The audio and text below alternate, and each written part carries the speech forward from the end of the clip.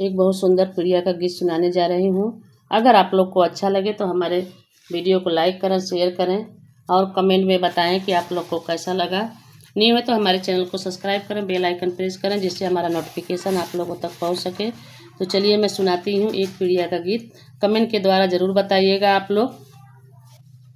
गोड़ तोर लागिला दुई जी के चदवा की छिपी हो जैतना अगहन के महीनावा की छिपी हो जैतना अगहन के महीनावा की छिपी हो जैतना गोड़ तोर लागिला दुई जी के चदवा की छिपियो जैतना अगहन के महीनावा की छिपियो जैतना अगहन के महीनावा की छिपियो जैतना ससुर मोर देखिए हो दुई जी के चदवा की भेजियो दिए ना मोरे गवाने का दिनावा की भेजियो दिए ना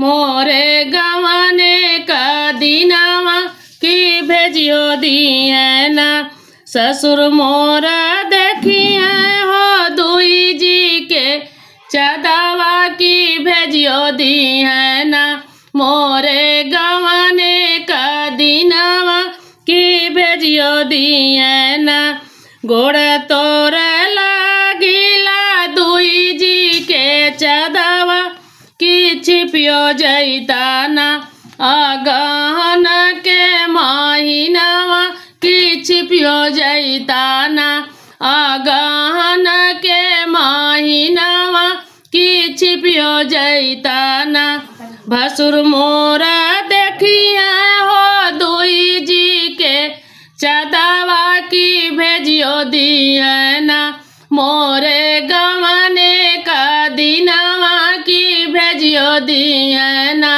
मोरे गवाने का दिनावा की भेजियो दिए ना भसुर मोरा देखिए हो दुई जी के चदवा की भेजियो दिए ना मोरे गवाने का दिनावा की भेजियो दिए ना मोरे गवाने का दिनावा की भेजियो दिए ना गोड़ तोर लागिला दुई जी के चदवा की छिपियो जैतना अगहन के महीनावा की छिपियो जैतना अगहन के महीनावा की छिपियो जैतना देवर मोरा देखिए हो दुई जी के चदवा की भेजियो दिए ना मोरे गवाने का दिनावा की भेजियो दिए ना मोरे गवाने का दिनावा की भेजियो दिए ना देवर मोरा देखिए हो दुई जी के चदवा की भेजियो दिए ना मोरे गवाने का दिनावा की भेजियो दिए ना मोरे गवाने का दिनावा की भेजियो दिए ना गोड़ तोर लागिला दुई जी के चदवा की छिपियो जैतना अगहन के महीनावा की छिपियो जैतना अगहन के महीनावा की छिपियो जैतना सासू मोर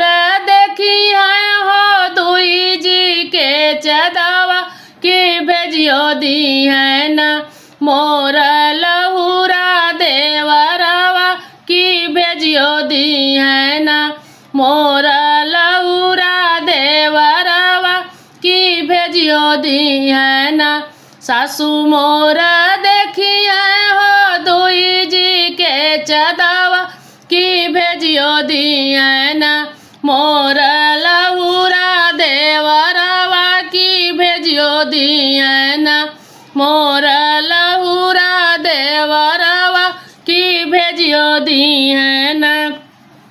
गोड़ तोर लागिला दुई जी के चदवा की छिपियो जैताना।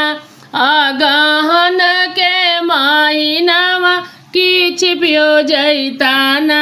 अगहन के महीनावा की छिपियो जैताना। जेठनी मोर देखिए हो दुई जी के चदवा की भेजियो दी है ना। हे की भेजियो दी है ना। मोरे भसुरु के आगवा की भेजियो दी है ना। मोरे भसुरु के लगवा की भेजियो दी है ना। गोड़ तोर लागिला दुई जी के चदवा की छिपियो जैताना। अगहन के महीनावा की छिपियो जैताना। अगहन के महीनावा की छिपियो जैताना। अगहन के महीनावा की छिपियो जैताना। कैसा लगा हमारा ये पीड़िया का गीत आप लोग कमेंट के द्वारा बताइएगा। फिर मिलते हैं नेक्स्ट वीडियो में। जय श्री राम।